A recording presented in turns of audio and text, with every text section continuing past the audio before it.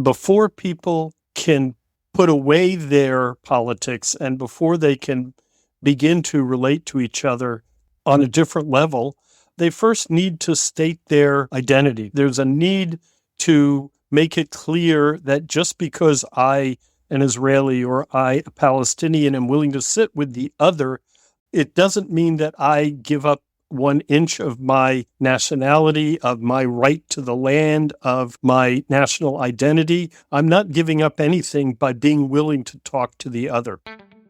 Welcome to Making Peace Visible, the podcast about peace, conflict, and the media. I'm your host, Jamil Simon. Our guest for this episode, David Lehrer, is an environmental scientist and peace builder who moved to Israel from North Carolina in the late 1970s. For over 4 decades, he's lived on Kibbutz Keturah, a rural cooperative in Israel's Negev desert near the Jordanian border. After the Oslo Peace Accords, Kibbutz Keturah became the home to the Arava Institute for Environmental Studies. The institute runs accredited programs for university and graduate students from Israel, the Palestinian territories, Jordan, and other countries in the Middle East. The core idea is to learn how to manage a shared environment where resources like water and sanitation are often in short supply. As David says, nature knows no political borders. In addition to their focus on the environment, faculty at Arava also facilitate tough conversations about the history and the future of the region and teach students how to engage in productive dialogue. Formerly the executive director at Arava, David now heads up the action arm, what he calls the do tank, as opposed to the research arm of the institute. These days, David and his colleagues are working with Palestinian partners to bring fresh water and sanitation and safe eco-friendly housing to people in Gaza who've been displaced from their homes. David, thanks so much for joining us on Making Peace Visible. Can you start with giving us a little history of the Arava Institute? The Arava Institute, for over 27, 28 years now, has been bringing Jews and Arabs together, Israelis, Palestinians, Jordanians, international students, in order to teach that nature knows no borders. We're located here on Kibbutz Keturah, which is right on the border with Jordan and not far from the Egyptian border in the Arava Desert.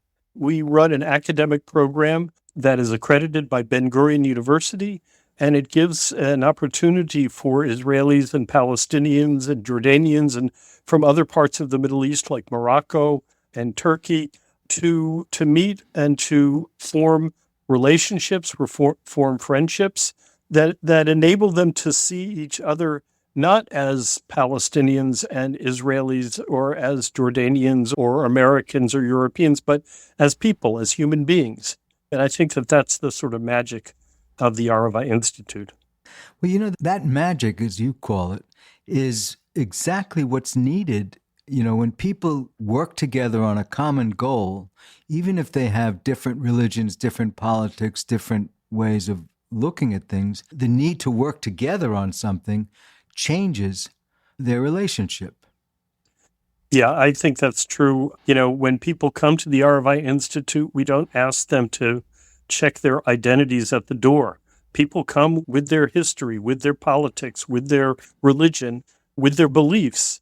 Very early on when the Institute was founded, we all thought we could just bring a bunch of Jews and Arabs together, throw them in a room, teach them about the environment, and they'll sort of talk about all that other stuff on their own. We found out very quickly it doesn't work that way. And in fact, if we didn't initiate the conversation might not happen. So in addition to the academic studies at the Arava Institute, where we're studying ecology and earth sciences and renewable energy and environmental economics and so forth, we also have a weekly session which is required for all students, and it's where we talk about what they don't want to talk about. So we talk about history, politics, religion, war, occupation, terrorism, sort of all the things that bring up the emotions. And, that's what really makes the Institute unique, is the fact that we are located here on Kibbutz Keturah, which is in the middle of the desert, in the middle of nowhere. So after these sessions where they're screaming and yelling at each other about politics and history and religion and everything, they have no other place to go except back to the same campus where they're living together, studying together, working together, and building friendship.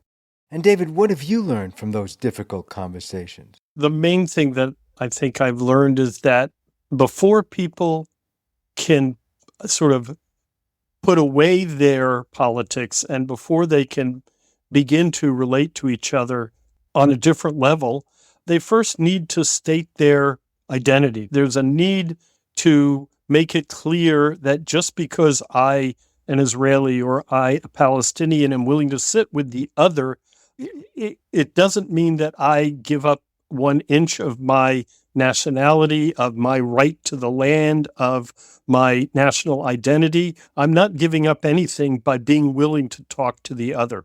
So if you want this kind of discussion to take place in a way that's productive and not just screaming and yelling, but is actually gets you somewheres, then you need to give people space to do that. And you also need to give people the tools to listen to what they don't want to hear. David, that's important. Can you tell me more about the tools you're talking about? I mean, there are just different, methodologies. Dialogue groups exist in other parts of Israel and in other parts of the world. But, a lot of it is being able really to teach people to focus on what somebody else is saying. A lot of times when you're sitting in a room and you're with people who you disagree with, as soon as they open their mouth, you're already making your argument in your head. And when you're making your argument in your head, you've stopped active listening and you're now in your own bubble. And so, teaching people how to be open, how to accept the fact that there may be many narratives about the history of this land, for example. And I don't have to give up my narrative to accept the fact that someone else has a very, very different narrative. This is really critical, that we accept this idea that people can see the same thing and see it very differently, and that's okay, because it's not as important to agree on the past as it is to agree on the future. So we can disagree about history and we can disagree about politics and we can disagree about, who was here first and who did this first and whatever. But what we have to agree on is where we're going from here. What do we do with this? And that is why the environment is so important, because it is so clear that the environment is one thing that A, we have in common, and B, if we want to protect it, if we want to preserve our planet, then we have to find a way to work together in the future in order to protect it. And I imagine that trust is an important element in that relationship. I always say that, people think that water is the scarcest resource in the Middle East, but it's not. It's trust. We don't trust each other. You hear sometimes on the international stage about, negotiations that broke down. And often people afterwards will point and will say, yeah, there was no trust. If you want to break barriers, if you want to build bridges between people with very strong differences about politics or about history or about religion or about any argument that people may have, you first have to establish trust. And that's really what we work at here at the Arava Institute is building that trust, is creating a safe space for people.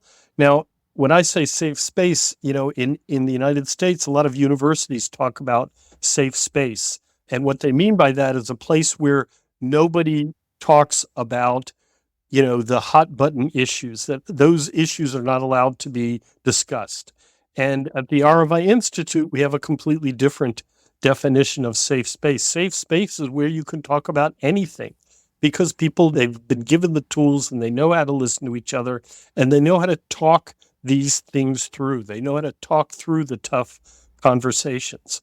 So that is, and a big part of that is trust, is building trust, is knowing that your neighbor, whatever their thoughts are, they're there for the same reason that you're here, because of a belief that we all are a part of this land, that we all share this land, and that we're here to try and figure out a way to live here together. Yeah, it's really critical that people do learn to live together, and it's interesting that the environment is one way to do it. Obviously, everything must have changed dramatically after October 7th. But I want to ask you, you have Palestinian partners, or you have a Palestinian partner organization. Can you talk about that? Basically, the Arava Institute has been around since 1996, and we've been running our academic program and research programs and alumni programs for over 20, 25 years. But a few years ago, when we were celebrating our 20th anniversary, we kind of looked around and said, what do we want to try and accomplish in the next 5 to 10 years? And that's when we decided to create a new entity at the Arava Institute, what I like to call the do tank of the Arava Institute's think tank. Let's take these lessons that we teach in our classroom about cross-border environmental cooperation, and let's take the knowledge that we've gained in our centers of research around water, energy, food security, and climate change, and let's try and implement this knowledge and these lessons in the field. Let's show that cross-border environmental cooperation between Israelis and Palestinians can work. And that's when we created a partnership with a Palestinian organization, Damor for Community Development, which is located in Ramallah, but whose founders are actually former ministers in the Palestinian Authority, originally from Gaza, both of the leaders. And they came to us and said, hey, we really like what you guys are doing. We would like to partner with you. We've brought in atmospheric water generators that create water out of humidity in the atmosphere, made by an Israeli company called WaterGen. We've developed projects in the West Bank. And so we had become very, very close colleagues, meeting on a bi-weekly basis, sometimes in person, a lot of times on Zoom, visiting each other, visiting in Ramallah, our colleagues coming down here to the Arava Institute. So we had built a great deal of trust over the 5-6 years that we were working together prior to October 7th. Well, that's critical. Do you think that it's very important that you have a Palestinian partner organization? I mean, does that legitimize your work in the eyes of Palestinians? I don't think that one side can move anything. I think it requires a true partnership, a partnership where both sides are equal and both sides are working for common beliefs. Both the Arava Institute and Damor, of course, are trying to promote a two-state solution where everybody has rights and everybody has freedom and everybody has dignity. That's the only way I think that you can really advance peace in this region, is working cross-border together. Well, at Making Peace Visible, we look at the media. What kind of media coverage does the Arava Institute get? Can you give us some examples? One of the motivations for establishing the Center for Applied Environmental Diplomacy, which, as I said, is a kind of a do tank, the action arm of the Arava Institute, was specifically because we had a feeling that we were doing great work, but nobody knew about us. Right. I know the problem. Yeah. And how do we get on people's radar? So we said, you know what, let's stop talking and let's start doing, and let's see what happens. We went into communities and we provided drinking water in places in Gaza that had no access to decent drinking water, provided wastewater treatment systems in West Bank villages. Little by little, we did start to get more press. One of the major projects we worked on in the West Bank was there was a proposal to build a wastewater treatment pipeline, a pipeline that would take treated wastewater from a treatment plant in the area around Ramallah down to the Jericho Valley so that Palestinian farmers could use it for irrigation. And this project had been stuck for many, many years because of disagreements between the Palestinian Authority and the Israeli authorities.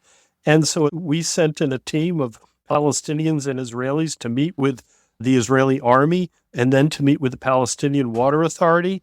And we negotiated an agreement that took us about 4 years to do, but we negotiated agreement to give the Palestinian Water Authority the permission to build this treated wastewater pipeline that would bring water down to the Jericho Valley. When we achieved that, there was a lot of press around that. And since then, little by little, there's been a bit more interest in what we're doing. Recently, we were publicized in an article at the Times of Israel on work that we're now doing with our Palestinian partners from Damour in Gaza, trying to bring in sustainable technologies to provide water and energy and sanitation for displaced persons shelters that are being built in Gaza to deal with the massive number of displaced persons there.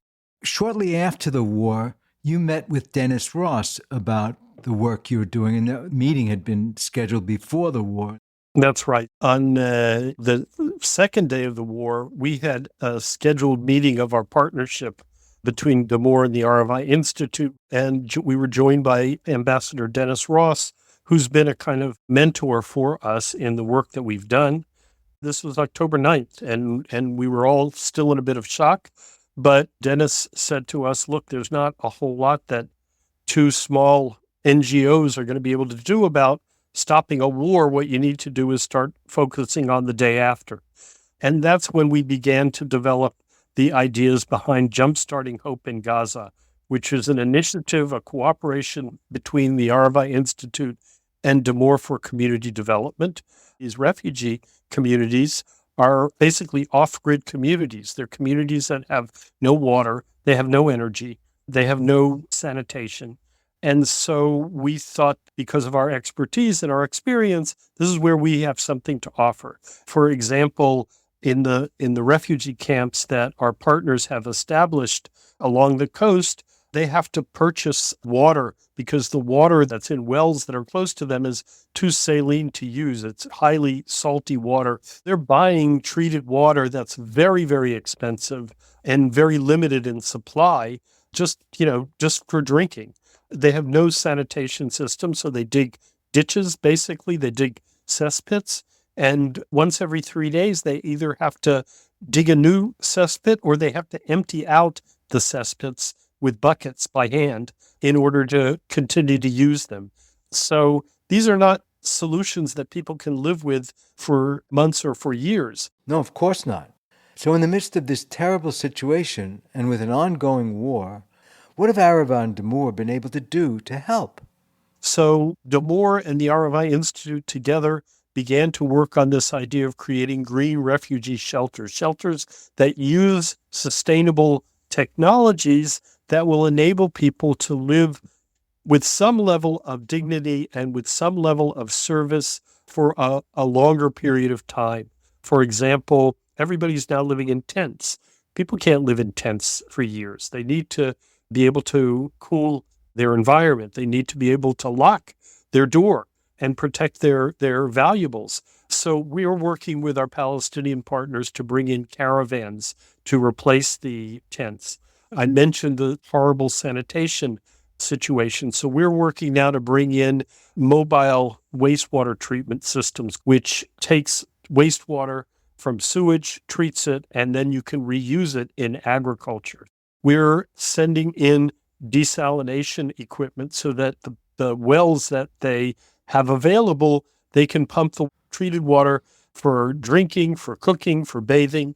And of course, we're sending in solar panels and batteries because they have no fuel. And all of this equipment and other equipment like refrigerators and washing machines require energy. So these green shelters that our partners, Damour for Community Development, have built with their partners in Gaza, we're trying to equip them so that they can be more sustainable and more livable for the next period of time that people will have to be displaced from their homes. Hi, I'm Sally Avid. And I'm Noam Schuster. We're the hosts of Groundwork, a podcast about activists working on the ground in Israel-Palestine to end the occupation. To end this endless bloodshed. And to demand justice, peace, and equality for all. This voice was important because it have never been heard. We are activists, whether we choose to be or not. This protest is fueled by anger. There will be no security for Israeli Jews if there would be no security for Palestinians. Groundwork. Get it wherever you get your podcasts. One of the things you said when we spoke earlier was that you can't learn to live in peace with nature until you've learned to live in peace with your neighbor. How do you implement that in this situation post October 7th? That's a good question. It's not going to be easy.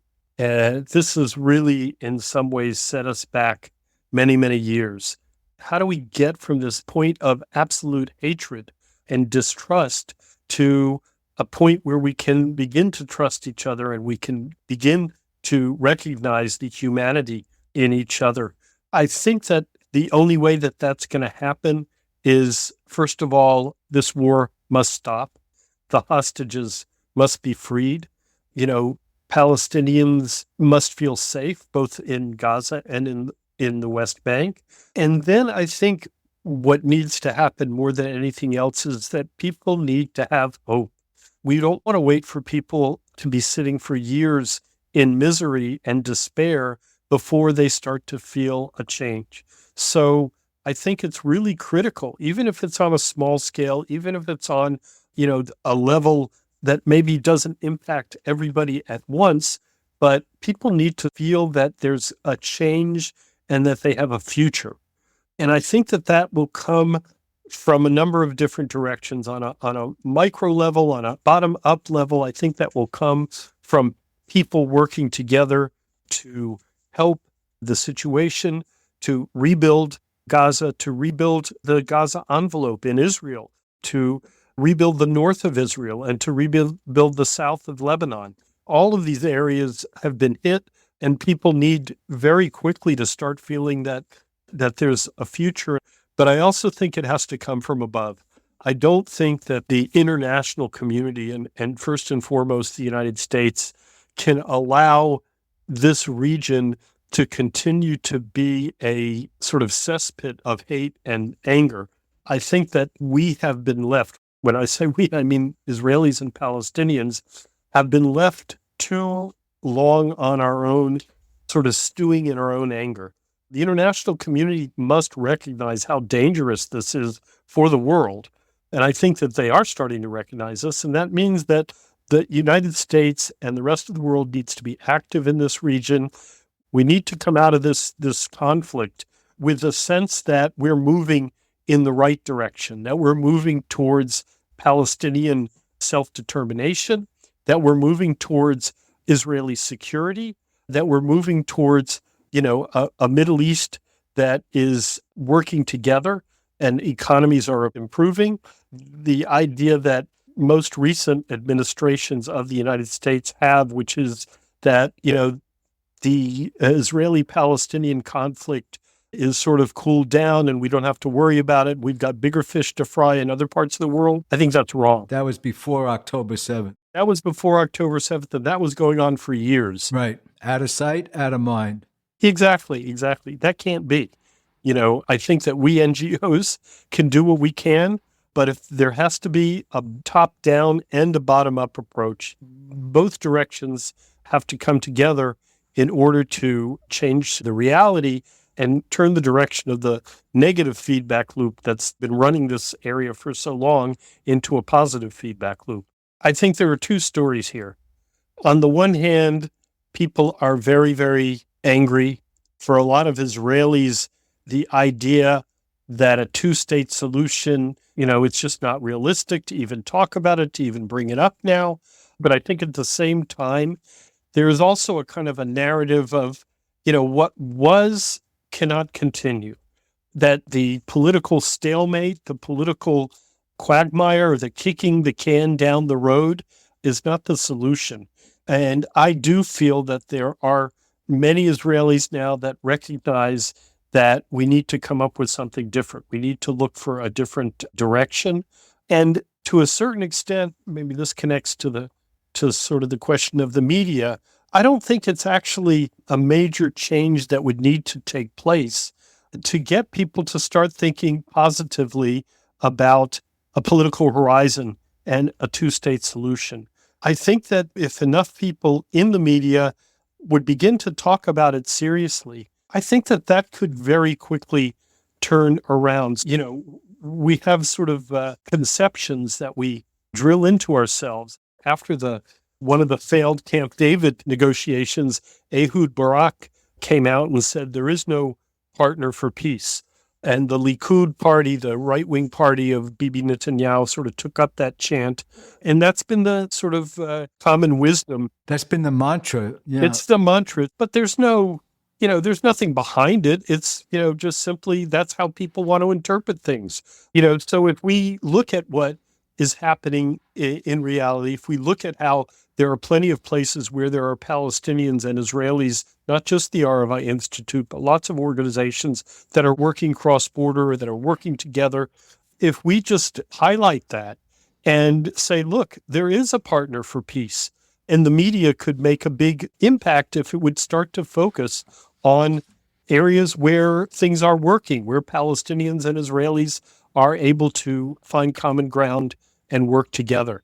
Right. And that leads me to ask you, someone said that one of the best kept secrets is how many peace organizations there are on both sides working for reconciliation in some way. And yet we never hear about that. Do you think there's active suppression of that kind of activity? I don't feel that there's active suppression.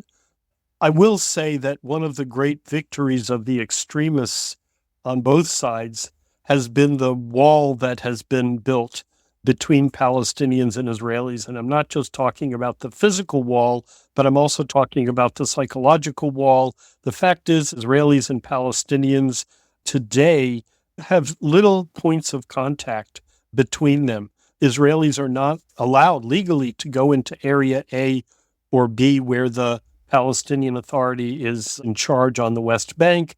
Israelis can't, of course, go into Gaza. Palestinians need permits to come into Israel. They're very limited. That's a formula for stereotypes, for encouraging hate and extremism. So in that sense, that is something that is being enforced in a way that is to the detriment of attempts to build bridges and to build relationships. But there are lots of organizations like the Arava Institute and others that work within Israel or across border.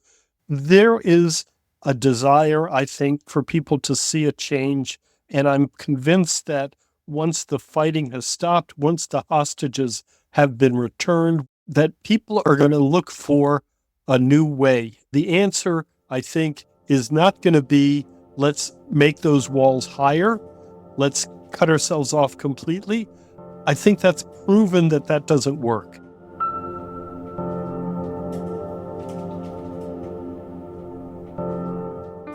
David, if we could go back just briefly to the way the media in Israel covers peace-building efforts.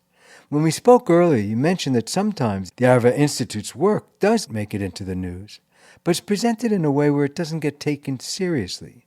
Yeah, unfortunately, obviously, it's not just the Arava Institute, but any organization like the Arava Institute that is doing good, that is creating relationships across border with the other, doesn't get the kind of coverage that the war gets or other incidents that are violent.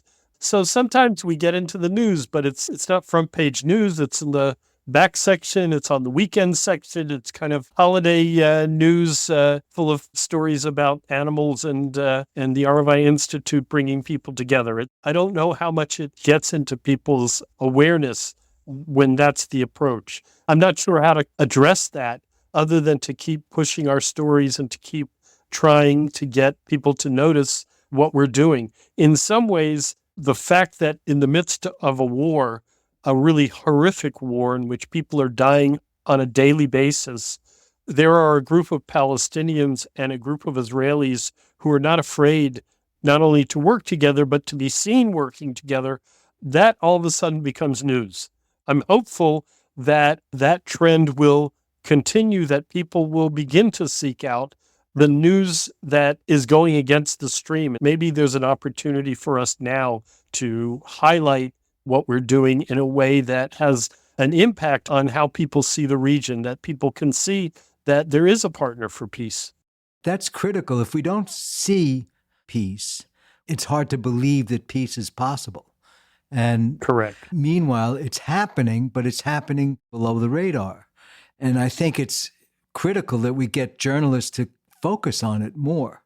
One of our initiatives is actually just that. We've created a media task force of Palestinians and Israelis, and it's young people, not me, Right. a bunch of young people who are more tech-minded and are trying to figure out and trying to solve this problem. How do we get this message out there?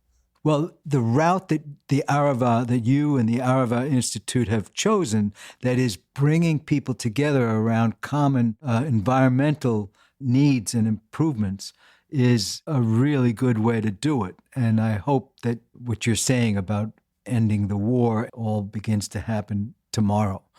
Thank you so much, David, for talking to us today, because this is really helpful. You know, people aren't hearing the kinds of stories that you're living on a daily basis. So I'm very glad that we can share this with our audience. So thank you very much for participating with us today. Thank you. Thank you for reaching out to us. And thank you for highlighting the important work that we and our Palestinian partners are doing together to build a better world. You can learn more about David Lehrer and the Arava Institute at arava.org. That's ARAVA.org. We also have some links to recent news coverage of Arava's work in the show notes. Making Peace Visible is produced and edited by Andrew Maraskin with help from Faith McClure. Special thanks this week to Tamar Miller and Rachel Calico. I'm Jamil Simon. Thanks so much for listening, and talk soon.